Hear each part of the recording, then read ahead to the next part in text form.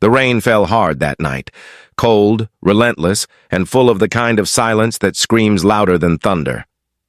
She stood under a flickering streetlight, clutching a broken umbrella, her clothes drenched, her eyes wide and lost. That was the night she saved him, and she didn't even know it. 3 years later, the same man who had once been just another face in the storm was now sitting in a glass tower overlooking the city, his name whispered in every business headline.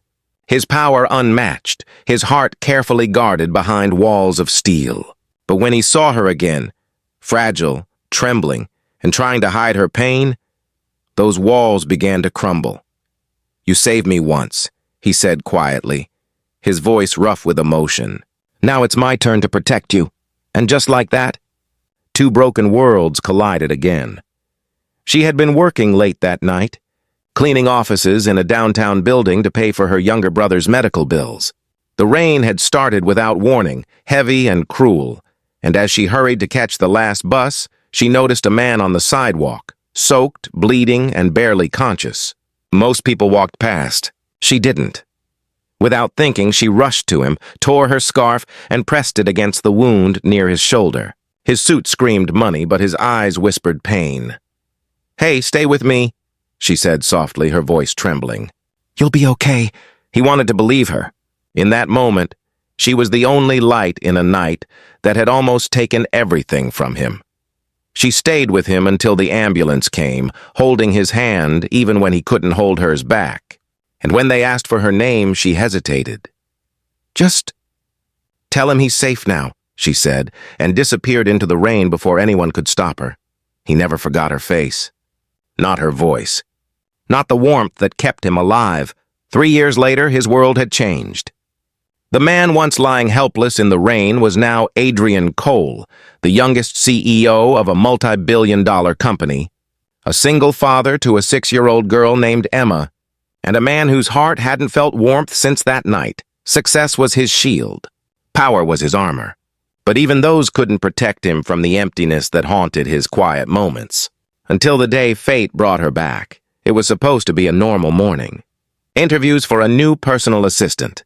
He had already rejected 5 candidates, uninterested and impatient, when the door opened and she walked in. "Good morning." "Mr. Cole," she said softly. Her voice, it was the same one that had whispered, "You'll be okay," years ago. He froze, staring at her, every part of him remembering the rain. "The scarf, the kindness, you—" He stood, his voice barely above a whisper. "It's you." She blinked, confused. "I'm sorry, have we met?" For her, it was just another interview. For him, it was the moment his world stopped spinning. He hired her on the spot. She didn't understand why, but she needed the job desperately, so she accepted. As the days passed, she learned the man behind the title wasn't what people said. He was stern, yes, but gentle in quiet moments. His daughter, Emma, adored her, often sneaking into her office to draw pictures or tell stories. And slowly, the walls between them began to fall. But she had secrets, too. Pain she hid behind her smiles. Her brother's health was worsening, the bills were piling up, and every night she worked extra shifts, trying to survive. Adrian noticed. He noticed everything. One evening, he found her asleep at her desk, her fingers still holding a crumpled hospital bill. He picked it up and froze when he saw the numbers. The next morning, she woke to find the bill paid in full. Shocked, she stormed into his office. "You had no right!" she cried, tears of frustration welling up.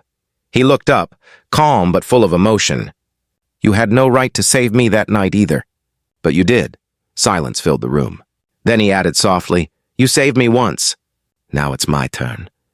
Her heart broke and healed in the same moment. Weeks turned into months. He stood by her through every storm, helping her brother find better treatment, making sure she was never alone again. Somewhere between the late-night talks and the quiet breakfasts with Emma, love began to bloom. Quiet, hesitant, but real. But love never comes without a test. One day, a scandal broke. A rival company accused her of leaking information. Cameras flashed, headlines screamed, and whispers spread like wildfire. She stood in front of his office, tears streaming down her face, terrified he would believe them. But he didn't. He walked into the press conference himself, holding her hand in front of everyone. "This woman saved my life once," he said, voice steady and strong, "and I would trust her with it again." The crowd went silent. The world saw not a CEO and an assistant, but a man and woman who had found each other when everything else was lost.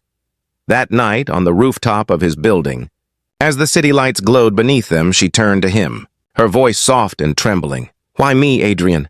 "You could have anyone." He smiled faintly, brushing a tear from her cheek.